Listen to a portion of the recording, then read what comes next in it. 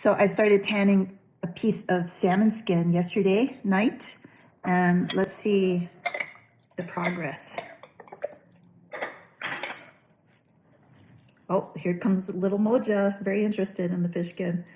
This is the head part, and it's already turning out very beautifully. And then here is the tail, and you can see the fibers on the reverse side.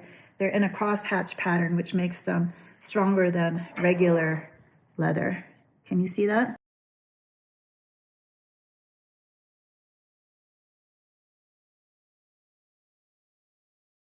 This is commercially tanned salmon skin right here.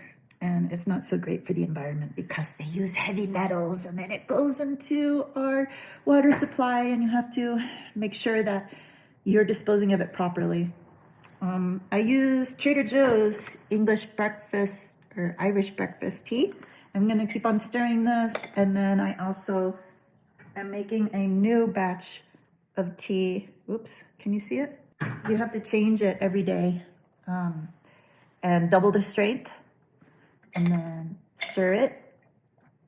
And then in a week or less, if you're changing the solution every 12 hours, it will convert into leather.